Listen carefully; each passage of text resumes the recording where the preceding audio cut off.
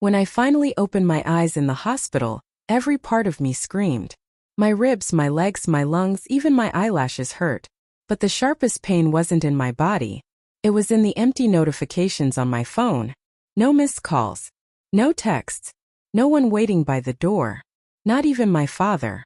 3 days after the crash, he finally walked in. I almost cried from relief. Until he opened his mouth. He didn't ask if I was okay. He didn't hug me. He didn't even look shaken. He just scanned the room and said, almost impatiently, "Do you still have that emergency fund? Jen is in trouble. She needs help." Something inside me didn't just break. It snapped clean in half. Not a bone. Not a stitch. But whatever tiny belief I still had that I mattered to him. The crash. It had been an ordinary Tuesday. I stayed late at work, finishing a code deployment. By the time I got into my car, the sky was turning purple.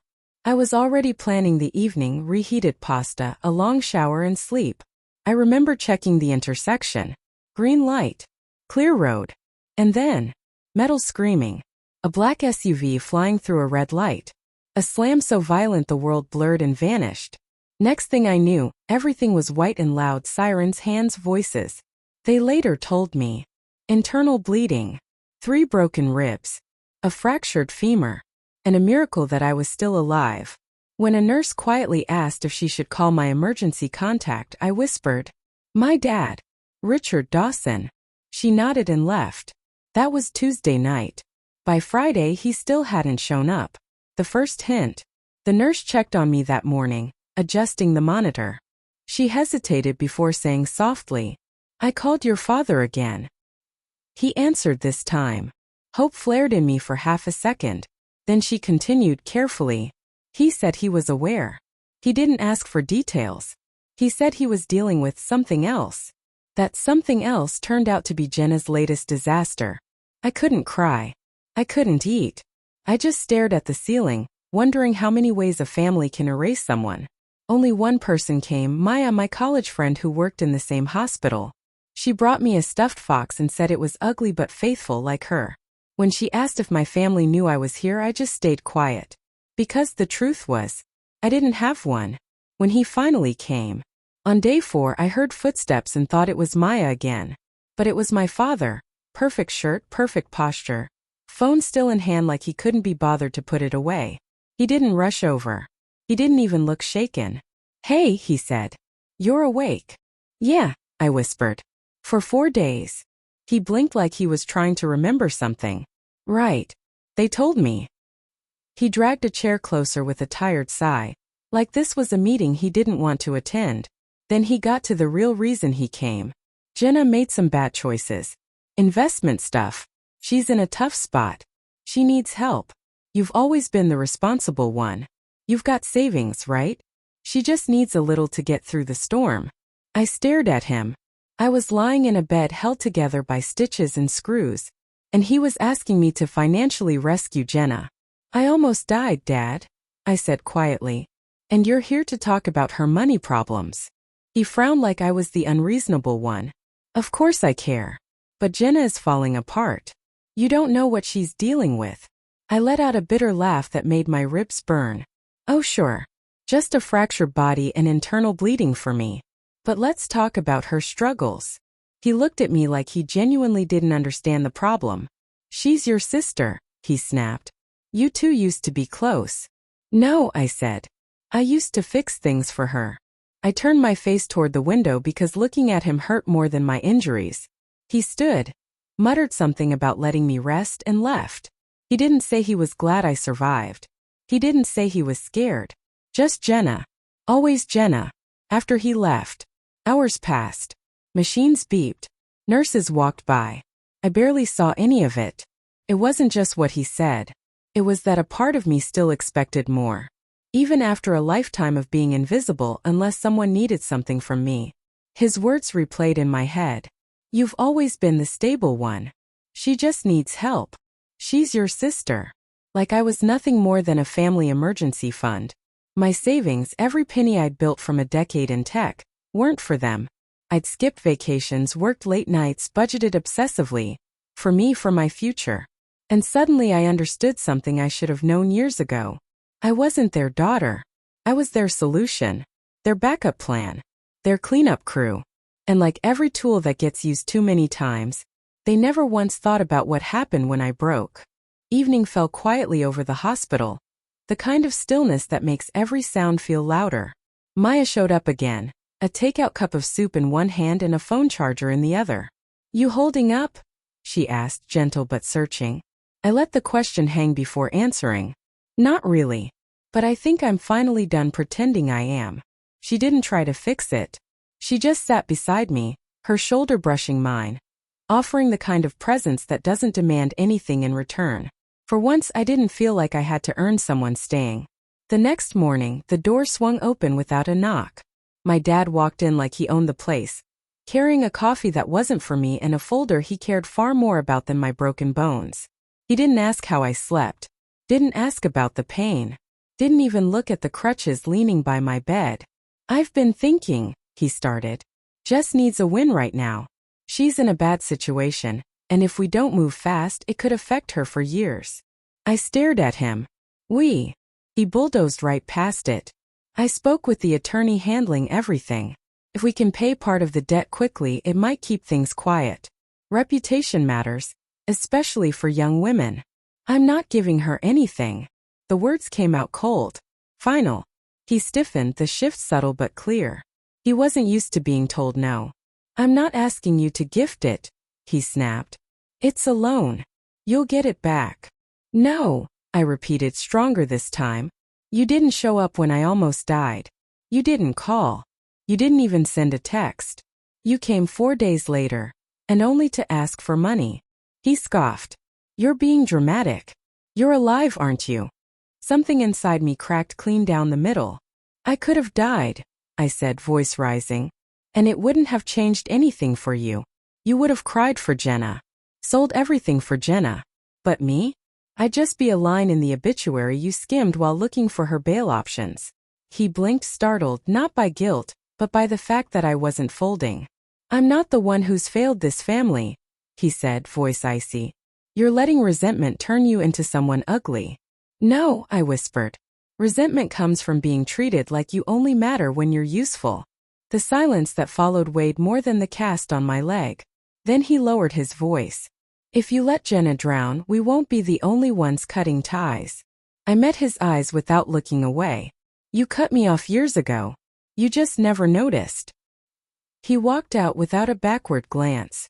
And this time I didn't crumble after the door clicked shut. Later, the quiet felt different. Less suffocating, more honest. He hadn't yelled. He hadn't pleaded. He threatened me because that was the currency he'd always used.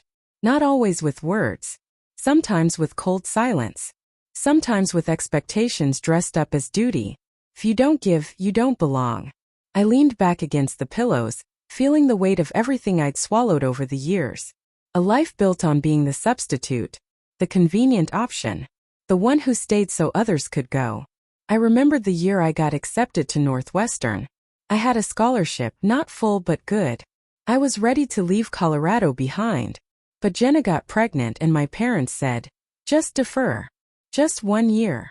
So I stayed, worked, helped, took night classes. Jenna moved out, broke up with the guy, got a new apartment, all funded by them. I never made it to Northwestern. They told me later it was fine, that I'd found my place here anyway. Like losing a dream was a sign of maturity. Then the Christmas she wrecked my car because she was too drunk to drive hers. And my parents made me lie. Made me say I'd been the one behind the wheel so she wouldn't get another DUI. "Harper, you don't want her life ruined, do you?" They repaired the car. They never repaired the trust. Now here I was, bones held together with screws, and they still didn't see me, only what they could take. Maya showed up at noon with better soup this time. Creamy tomato. She handed me the bowl without asking questions. That's what real care looks like, I thought. Someone who shows up with presence, not demands. Halfway through eating, I murmured, "I think I'm done, Maya, with pretending this family loves me." She squeezed my hand. "You don't owe anyone your suffering." And for the first time, I believed someone who said that.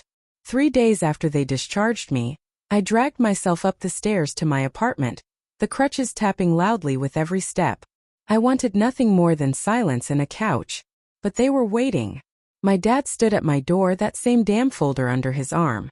Jenna beside him, wearing oversized sunglasses and holding her designer purse like it was life support. I stopped. They must have called the hospital to get my discharge time. No one told me they'd be here. Harper, my dad said like we were picking up a normal conversation. We just need 5 minutes. I already said no. Jenna stepped closer. Her voice trembled like she was auditioning for sympathy. I know I messed up. I'm not proud of it. But I'm your sister. Doesn't that mean something? I stared at her polished face, her perfected fragility. The same girl who took without hesitation. You didn't visit me, I said softly. She flinched. Barely. But she did. Then she slipped into victim mode. We didn't know it was that serious. Dad said you were fine because you didn't ask for us. My father's tone hardened. Don't make this about morals. Your sister's future is on the line. And mine wasn't. I snapped. You didn't even ask if I'd ever walk again. But now you're here to manipulate me? Beg? Threaten? We're family, he growled. Family means doing your part. Funny, I said. It only matters when you need something. Jenna started crying. Maybe real. Maybe not. I couldn't tell anymore. My father didn't comfort her. He didn't soften. He just took one final step toward me. And the balance of power shifted. Do you really think money makes you superior? That having a stable job and a hefty bank account gives you the right to abandon your own sister? I said no, but that doesn't mean I can't choose who I allow into my life. He opened his mouth, probably to spit another threat, but I lifted my phone. If you don't leave now, I'm calling the police. His expression froze. He looked at me as if I'd spoken in a language he couldn't comprehend. Then he glanced at Jenna, muttered something, and left without another word. I stayed still for a long moment, hands gripping my phone, heart racing. Part of me wanted to crumble. Part of me felt taller, stronger. I hadn't just blocked them from my house. I'd closed the door on years of guilt. It all began with a message on Facebook from my cousin Melissa, someone I hadn't spoken to in almost 7 years. We had been close as children but drifted apart after college. That morning, I woke to a message in my inbox. Hey, I don't want to intrude, but your dad said you're refusing to help Jenna because of old grudges. Is everything okay? I stared at it, unsure how to respond. Eventually I typed, can we talk? And we scheduled a call. For the first time I shared everything with someone outside Maya. Everything I'd held inside. The accident, the hospital stay, the silence, the confrontation, and the aftermath. Melissa listened without interrupting. When I finished, she exhaled slowly and said, that sounds just like them. I learned that my parents had been quietly rewriting the story for years, spreading whispers that I was selfish and ungrateful, that I had money and refused to help Jenna. They conveniently left out the hospital visits they never made, the constant demands for cash, the neglect. But something surprising happened. People didn't believe them. Melissa reminded me that when Jenna's startup was failing last year, she borrowed thousands from Aunt Camille, promising repayment in 2 months. Never happened. When Camille asked about it, my father framed her as jealous and spiteful. Holidays stopped including her. Another cousin, barely a memory from my childhood, messaged me the next day, apologizing for staying silent for so long. Then came an unexpected message from Uncle Daniel, my dad's younger brother. Your father hasn't changed. He always covered for Jenna. You didn't do anything wrong. You just stopped playing their game. Soon my inbox filled with stories, confessions, regrets, and apologies. It was overwhelming, like a choir finally singing together. I showed Maya one message and she smiled. Truth finds its way. My parents never contacted me directly again, though a family friend said they were furious, humiliated that their narrative was unraveling. They couldn't control the story anymore. They couldn't make me the villain when the truth had its own momentum. Jenna sent me a single text. I hope you're happy destroying this family. I didn't respond. I hadn't destroyed anything. They had already built it on imbalance, neglect, and favoritism. I had only chosen to step into the light. That week, Melissa invited me to a small family barbecue. No parents, no Jenna, just relatives who wanted peace. At first I hesitated, but Maya's words echoed in my mind. You don't owe anyone your pain, but you deserve connection. I said yes. At the barbecue, Aunt Camille hugged me so tightly I feared my ribs might crack again. Uncle Daniel grilled salmon while calling me the bravest person he knew. It wasn't a cinematic reconciliation, no dramatic tears or declarations, but it was genuine. Sitting in the sun, laughing with people who truly saw me, I realized I hadn't lost my family. I had discovered the part of it that truly knew how to love. It's been a month since that day. I haven't heard from my parents. Not a call, not a text. Jenna's number is blocked. The silence used to feel suffocating, but now it feels like fresh air mine to breathe. I changed my locks, updated emergency contacts at the hospital, putting Maya at the top of the list. I even removed my last name from voicemail. Just Harper now. You've reached Harper. Leave a message. I started therapy. My therapist told me I had been in survival mode for years, constantly tiptoeing around people who only showed affection when convenient. She gave a name to what I'd been carrying. Emotional neglect. And once it has a name, you can finally let it go. Last week, I moved part of my savings into a fund for me alone. Maybe a quiet cabin in the woods, maybe travel, maybe nothing at all. Mia invited me on a road trip. I didn't hesitate. I want to reclaim the roads that almost broke me, to remind myself I am still here, still in control, still choosing. Sometimes I wonder what would have happened if I had given in, if I'd handed over the money, swallowed my anger, played the role they demanded. Would they have thanked me? No. Would they have respected me? Never. They would have pocketed my sacrifice and walked away until the next emergency. But I didn't. I said no. That single word didn't make me cruel, it made me free. Love shouldn't hurt. Family shouldn't demand silence. Being someone's daughter shouldn't mean losing yourself. I'm not sorry. I'm not ashamed. I'm no one's anymore. I'm mine.